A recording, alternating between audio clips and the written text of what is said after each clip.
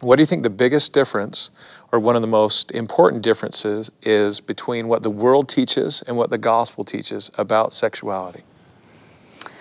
Oh boy, that's I know there are many. There are many. I don't want to open up the can of worms. Let me maybe give us a starting point and go back to some of what Elder Holland has emphasized, and he talks about and has used the term of sexual fragmentation, right? And as Latter-day Saints, we should particularly appreciate this doctrine and this principle, because it is a separation of the body and the spirit. So what the world primarily emphasizes is an approach to sexuality that emphasizes just the body. It's just a physical experience, even to where we see so much immodesty, so much just the display of the body as an object, what we sometimes call objectification and this fragmentation. The other problem, though, is sometimes we try to correct that in church settings, and we create a different type of fragmentation. And we go over and we still fragment, but we go just the spirit. And so we get this idea that somehow the body is the natural man or the natural woman, and the spirit has to put aside the body and has to kind of overcome the body to be a truly spiritual person. When that gets tied to sexuality, then it's this idea that somehow to be a disciple, it's this sex or salvation type of idea. It's not sex and salvation. The true doctrine is the unity of the spirit and the body.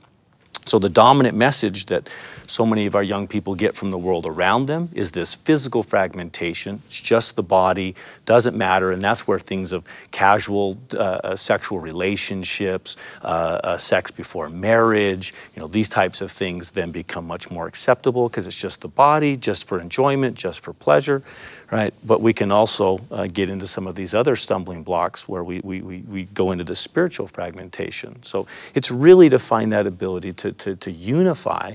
And that's where we then help our young people find this balance that we can warn about pornography and these inappropriate forms of sexuality, but we want to be careful that that message doesn't overwhelm them with, oh, all sexuality then is bad. All sexuality is destructive.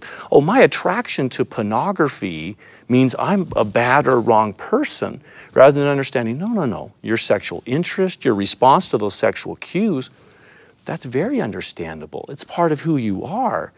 It's a great counterfeit. Right? Pornography is that grand counterfeit. And so it's a balance of those to where we don't go to either of those extremes, that then they can understand the importance of that unifying of the body and the spirit. One thing that I will do when I'm teaching on this myself and also in my own home, and I encourage parents to do this too, is to do a compare and contrast table. And it may seem a little dry, but it's just, especially with young adults or teenagers, it works so well because they tend to be more concrete and black and white in their thinking.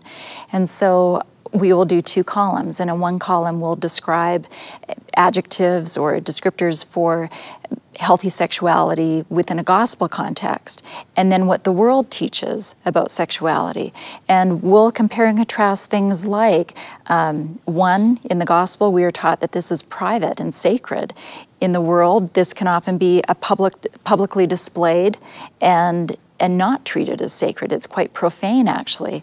In one, the body is treated as a temple. In the other, the body can be a weapon, a toy, an object. There are so many. One is love-based and safeguarded with covenants. The other is lust-based, where everything is a free-for-all. And there's very little to any consequences. It's portrayed that way. That's not in actuality how it is.